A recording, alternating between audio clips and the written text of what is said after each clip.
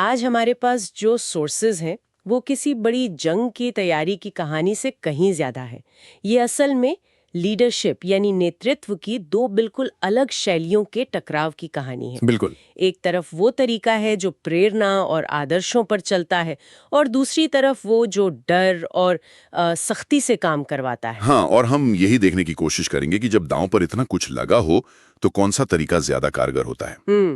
हमारे सामने जो अंश हैं उनमें कूटनीति, जासूसी, पारिवारिक रिश्ते और व्यक्तिगत वफादारी, मतलब सब एक साथ उलझे हुए हैं। ये एक बहुत बड़ी शतरंज की बिसात है जो बिछाई जा रही है। चलिए तो फिर इस बिसात के एक अहम मोहरे से शुरू करते हैं। अयोध्या के राजकुमार भगीरथ। कहानी शुरू होती है जब वो ब्रांगा साम्राज्य की राजधानी पहुंचते हैं और राजा चंद्रकेतु से मिलते हैं। हाँ। लेकिन उनकी पहली मुलाकात राजा से नहीं बल्कि उनकी 6 साल की बेटी नव्या से होती है। और ये मुलाकात बहुत दिलचस्प है। मतलब डिप्लोमेसी के इतने भारी भरकम माहौल में एक बच्चे की मासूमियत सब कुछ बदल देती है। जैसे ही भगीरथ उस बच्ची से मिलते हैं, वो बड़ी बेबाकी से कह देती है, आपसे अजीब गंध आ रही है। किसी भी डिप्लोमेट के लिए ये अच्छी शुरुआत तो नहीं है। बिल्कुल नहीं।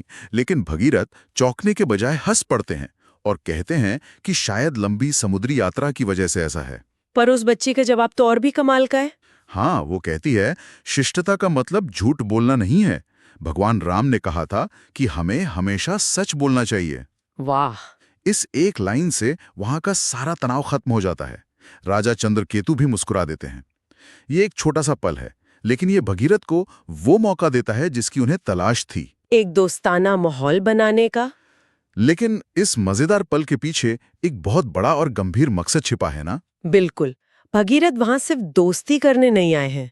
तो उनका असली मिशन क्या था? वो चंद्रकेतु एक ऐसी सच्चाई बताते हैं जो ब्रांगा के लिए जिंदगी और मौत का सवाल है। वो बताते हैं कि ब्रांगा में दशकों से जो महामारी फैली हुई है, हाँ, जिससे हजारों लोग मर रहे हैं। उसकी वजह कोई बीमारी नहीं बल्कि मिलोहा में बनने वाला सोमरस है। सोमरस? वो कैसे? सोमरस बनाने के बाद जो जहरीला कचरा बचता है उसे ब्रह्मपुत्र नदी में बहा दिया जाता है, और वही पानी ब्रांगा के लोगों तक पहुंच रहा है। मतलब ब्रांगा के लोग अनजाने में जहर पी रहे हैं। बिल्कुल। और ये सुनकर तो चंद्रकेतु का खून खौल गया होगा। हाँ, उनका गुस्सा देखने लायक था। वो चिल्लाकर कहते हैं, मेरे लोग मर रहे हैं ताकि अमीर मेलुहावासी 200 साल जी सकें। और इसी पल भगीरथ अपना असली पत्ता खिलते हैं। क्या करते हैं वो? वो चंद्रकेतु को युद्ध के लिए तैयार रहने को कहते हैं और उन्हें नागाओं से मिली दवाइयां और उसे बनाने की तकनीक भी सौंपते हैं। ये एक गठबंधन की शुरुआत है। एक मिनट, ये कोई बहुत बड़ी बात है। भगीरथ अपने ही राज्य अयोध्या के खिलाफ जा रहे हैं। अयोध्या तो मेलुहा का सहयोगी है। ये तो सीधा सीधा देशद्रोह है। हाँ है। तो उनकी असली वफादारी किसके साथ है? यही इस कहानी का सबसे बड़ा पेच है। भगीरथ की वफादारी ना तो अपने पिता के साथ है, ना ही अयोध्या के साथ। उनकी वफादारी सिर्फ एक इंसान के साथ है, भगवान नीलकंठ यानी शिव। अच्छा। वो चंद्रकेतु से साफ कहते हैं कि अयोध्या इस युद्ध में मिलुहा का साथ देगी, लेकिन वो खुद शिव के रास्ते पर चलेंगे, भले ही उन्हें अपने ही लोगों के खिलाफ लड़ना पड़े। तो ये सिर्फ एक पॉलिटिकल अलायंस नहीं है, ये सिद्धांतों का गठबंधन है। लेकिन क्या इसमें भगीरथ का कोई निजी स्वार्थ भी है? हाँ बिल्कुल है। वो बहुत चतुर हैं। इस गठबंधन को पक्का करने के लिए वो और चंद्रकेतु अपनी हथेली काटकर एक दूसरे के खून में खून मिलाते हैं और भाईचारे का रिश्ता बनाते हैं। लेकिन भगीरथ जानते हैं कि इस रिश्ते की मदद से भविष्य में जब अयोध्या के सिंहासन के लिए लड़ाई होगी तो ब्रांगा की ताकत उनके साथ खड़ी होगी। तो ये धर्म और राजनीति का मिला जुला खेल है। तो एक तरफ भगीरथ ये कूटनीतिक चालें चल रहे हैं, दूसरी तरफ शिव खुद एक बहुत मुश्किल गठबंधन बनाने की कोशिश कर रहे हैं। और उनकी मुश्किल की वजह कोई और नहीं बल्कि उनका अपना बेटा है। सही कहा। कहानी का दूसरा हिस्सा हमें मगध ले जाता है, जहां शिव के बेटे गणेश एक बड़ा राज खोलते हैं। क्या? वो अपने पिता के सामने कबूल करते हैं कि मगध के राजकुमार उग्रसेन को उन्होंने ही मारा था। एक राजकुमार की हत्या? मैं तो सोच रही थी कि शिव का रिएक्शन बहुत गुस्से वाला होगा। नहीं, बल्कि शिव को अपने बेटे पर गर्व होता है। गणेश बताते हैं कि उग्रसेन एक क्रूर खेल के लिए एक छोटे बच्चे को जबरदस्ती उठा रहा था और उसकी मां को मारने वाला था। अच्छा। गणेश ने उस बच्चे और उसकी मां को बचाने के लिए ऐसा किया। शिव इस बात से खुश हैं कि उनके बेटे ने अन्याय के खिलाफ आवाज उठाई। बिल्कुल। इस हत्या की वजह से मगध के साथ गठबंधन करना अब लगभग नामुमकिन है। और जब वो मगध के दूसरे राजकुमार सुरपद्मन से मिलते हैं तो मामला और भी उलझ जाता है। हाँ, क्योंकि सुरपद्मन को पता है कि उसका भाई गलत था, लेकिन वो अपने पिता राजा जरासंध के गुस्से से डरता है। और वो एक बहुत ही अजीब प्रस्ताव रखता है। एक ऐसा प्रस्ताव जो शिव के सिद्धांतों के बिल्कुल खिलाफ है। वो कहता है, आप मुझे कोई भी एक नागा दे दीजिए, हम दुनिया को बता देंगे कि उग्रसेन का हत्यारा यही है और उसे मौत की सजा दे देंगे। क्या? इसके बाद मैं अपनी पूरी सेना के साथ आपके पीछे खड़ा हो जाऊंगा। ये तो बहुत ही भयानक प्रस्ताव है। मतलब किसी बेगुनाह को बलि का बकरा बना दो और अपनी राजनीति साध लो। बिल्कुल। और यहीं पर हमें शिव के किरदार का कोर देखने को मिलता है। वो दो टूक मना कर देते हैं, कहते हैं मैं ऐसा नहीं कर सकता। वो एक निर्दोष की जान नहीं ले सकते, चाहे उसकी कीमत कुछ भी हो। हाँ, आखिरकार एक बीच का रास्ता निकलता है। मगध युद्ध में किसी का साथ नहीं देगा, मतलब न्यूट्रल रहेगा, लेकिन वो शिव की सेना को अयोध्या पर हमला करने के लिए अपनी जमीन से गुजरने देगा। तो ये एक छोटी जीत है, लेकिन शिव के लिए अपने आदर्शों पर टिके रहना ज्यादा जरूरी था। और बिल्कुल। तो अब सब काशी में इकट्ठा है और यहीं पर रणनीति और नैतिकता के बीच असली बहस शुरू होती है। हाँ, युद्ध की योजना बनाने के लिए सभी बड़े लोग मौजूद हैं। शिव, सती, गणेश, कार्तिकेय और शिव की बहन काली भी। और काली एक बहुत ही प्रैक्टिकल योद्धा है। हाँ, वो सुझाव देती हैं कि मगध से समय खरीदने के लिए उनसे सच को थोड़ा घुमा फिरा कर पेश किया जाए। ये एक क्लासिक सवाल है ना? क्या बड़ा लक्ष्य हासिल करने के लिए छोटे-मोटे झूठ या धोखे जायज हैं? और शिव का जवाब इस पर बिल्कुल साफ है। वो कहते हैं, ये युद्ध बुराई के खिलाफ है, तो हमारी लड़ाई में भी वो अच्छाई दिखनी चाहिए। दो गलत मिलकर एक सही नहीं बनाते। वो किसी भी तरह के धोखे का इस्तेमाल करने से साफ इनकार कर देते हैं। हाँ, ये उनके नेतृत्व का तरीका है। साधन भी उतनी ही पवित्र होने चाहिए जितना कि लक्ष्य। तो इसी नैतिक बुनियाद पर युद्ध की रणनीति बनती है। और जिस स्ट्रैटेजी बहुत दिलचस्प है। बहुत दिलचस्प।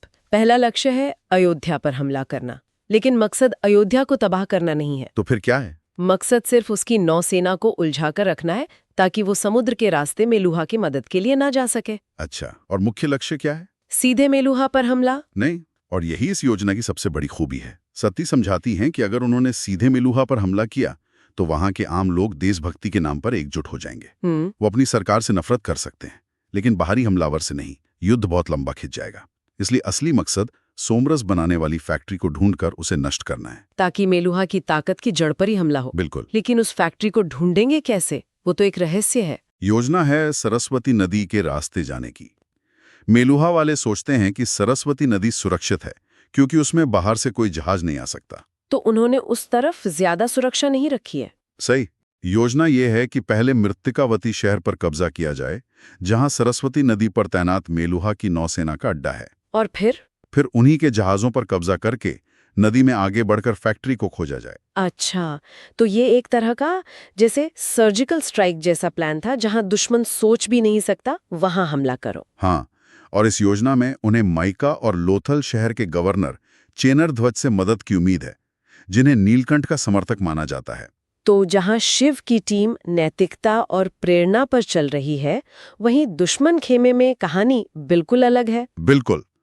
अब कहानी के दूसरे सिरे पर चलते हैं। अयोध्या में जहां महर्षि भृगु हैं और उनका काम करने का तरीका शिव से जमीन आसमान का फर्क रखता है। वो कैसे? भृगु अयोध्या के सम्राट दिलीपा से बहुत छिड़े हुए हैं, क्योंकि वो कोई काम ही नहीं कर रहे। भृगु ने उन्हें युद्धपोत बनाने का आदेश दिया था, लेकिन सम्राट ने सारा ध्यान फुटपाथ निवासियों के लिए आवास योजना पर लगा दिया। और इस चक्कर में 7 महीने की देरी हो चुकी है। हाँ, तो भृगु का तरीका बहस करने का नहीं है, आदेश देने का है। वो दिलीपा से साफ कहते हैं, सोचने का काम मुझ पर छोड़ दीजिए, मुझे 3 महीने में जहाज तैयार चाहिए। यहाँ कोई चर्चा नहीं है, कोई प्रेरणा नहीं है, सिर्फ डर और आदेश है। यही उनके नेतृत्व की शैली है। और सोर्सेज में भृगु की एक खासियत का भी जिक्र है, जो उन्हें बहुत खतरनाक बनाती है। मन पढ़ने की क्षमता। एक मिनट, मन पढ़ने की क्षमता, क्या ये कोई जादू टोना है? नहीं, बिल्कुल जादू नहीं। इसे एक एडवांस साइंस की तरह दिखाया गया है। इसके पीछे का सिद्धांत यह है कि हमारे विचार दिमाग में इलेक्ट्रिकल इंपल्सेस, मतलब बिजली के संकेतों के रूप में बनते हैं। ठीक है, ये तो समझ आता है, लेकिन कोई इसे देख कैसे सकता है? आंखों के जरिए। ये इलेक्ट्रिकल इंपल्सेस आंखों की पुतलियों में बहुत बारीक, लगभग अदृश्य हरकत पैदा करते हैं। एक महर्षि जैसे कि भृगु को इन्हीं हरकतों को पढ़ने की ट्रेनिंग दी जाती है। वाह, ये तो एक तरह का ह्यूमन लाई डिटेक्टर हुआ, बस उससे कहीं ज्यादा ताकतवर। हाँ बिल्कुल। और इसी ताकत से भृगु को एक ऐसी खबर मिलती है जो जंग का पासा पलट सकती है। क्या खबर मिलती है? जब भगीरथ अयोध्या लौटते हैं तो भृगु सिर्फ उनकी आंखों में देखकर जान जाते हैं कि पंचवटी पर उनका हमला नाकाम हो गया था। लेकिन उन्हें एक और भी बड़ी बात पता चलती है। क्या? उन्हें पता चलता है कि मेलुआ के सबसे महान सेनापति पर्वतेश्वर, जो उस वक्त शिव के साथ थे, वो नीलकंठ का साथ छोड़कर वापस अपनी मातृभूमि की तरफ से लड़ना चाहते हैं। ये तो भृगु के लिए जैकपॉट था। दुश्मन का सबसे बड़ा सेनापति खुद ही उनके पाले में आ रहा है। हाँ, लेकिन यहीं पर कहानी का सबसे बड़ा भावनात्मक मोड़ आता है। पर्वतेश्वर को काशी में एक गुप्त संदेश मिलता है और वो भृगु से मिलने आते हैं। और वो तैयार हो जाते हैं। वो अपनी मातृभूमि मिलुहा के लिए लड़ने को तैयार हैं। लेकिन जैसे ही भृगु शिव को धोखेबाज नीलकंठ कहते हैं, पर्वतेश्वर भड़क जाते हैं। हाँ, उनका खून खौल उठता है। और उनका जवाब वो रोंगटे खड़े कर देने वाला है। वो कहते हैं, शिव मेरे जीवित भगवान हैं। ये लाइन, ये सुनकर तो भृगु भी हिल गया होगा। बिल्कुल, भृगु के लिए समझना नामुमकिन था। एक आदमी अपने देश के लिए लड़ना चाहता है, लेकिन अपने दुश्मन की बुराई नहीं सुन सकता। पर्वतेश्वर की निष्ठा असाधारण है। वो कहते हैं कि वो शिव के खिलाफ लड़ने से पहले उनसे इजाजत और आशीर्वाद लेने जाएंगे। ये तो कमाल की वफादारी है। मतलब वो उस इंसान से आशीर्वाद लेने जा रहे हैं जिसके खिलाफ वो लड़ने वाले हैं, ये जानते हुए कि शिव उसे इस धोखे के लिए मार भी सकते हैं। हाँ, और यही वो पल है जब भृगु को पहली बार एहसास होता है कि वो किस चीज का सामना कर रहे हैं। उन्हें समझ आता है कि शिव डर से नहीं, प्रेरणा से नेतृत्व करते हैं। उनके लोग उनसे डरते नहीं, बल्कि उनसे प्रेम करते हैं। हाँ, उनका सम्मान करते हैं। पर्वतेश्वर की ये अटूट श्रद्धा भृगु को एहसास दिलाती है कि शिव की ताकत सिर्फ उनकी सेना में नहीं, बल्कि उनके लोगों के दिलों में है। और ये एक ऐसी ताकत है जिसका उनके डर वाले शासन में कोई जवाब नहीं है। तो ये सोर्सेस हमें सिर्फ एक जंग की तैयारी नहीं दिखाते, बल्कि लीडरशिप और वफादारी की दो दुनियाओं का टकराव दिखाते हैं। सही कहा। एक तरफ शिव हैं जो हर कदम पर नैतिकता को सबसे ऊपर रखते हैं। वो किसी निर्दोष की बलि नहीं दे सकते, वो झूठ का सहारा नहीं ले सकते। और इसी वजह से उनके कट्टर दुश्मन भी मन ही मन उनका सम्मान करते हैं। उनका नेतृत्व प्रेरणा पर आधारित है। और दूसरी तरफ भृगु हैं, वो बहुत प्रतिभाशाली हैं, निर्मम हैं और नतीजे हासिल करना जानते हैं, लेकिन उनका तरीका डर और नियंत्रण का है। वो लोगों को आदेश देते हैं, उन्हें प्रेरित नहीं करते। हाँ, और पर्वतेश्वर के रूप में उन्हें पहली बार एक ऐसी चीज का सामना करना पड़ता है जिससे वो अपनी बुद्धि या ताकत से नियंत्रित नहीं कर सकते, सच्ची श्रद्धा। बिल्कुल। और ये कहानी हमें एक बहुत गहरे सवाल पर लाकर छोड़ देती है। जब एक बड़े संघर्ष का नतीजा दांव पर लगा हो, तो क्या ज्यादा मायने रखता है एक ऐसी जीत जो किसी भी कीमत पर हासिल की जाए, या एक ऐसा रास्ता जिस पर चलते हुए आप अपने आदर्शों और अपनी इंसानियत को न खोएं? और पर्वतेश्वर का किरदार इसी दुविधा का जीता जागता प्रतीक है, जो अपनी मातृभूमि और अपने भगवान के बीच फंस गया है। उसका चुनाव सिर्फ उसका भविष्य नहीं, बल्कि इस पूरी लड़ाई का भविष्य तय करेगा।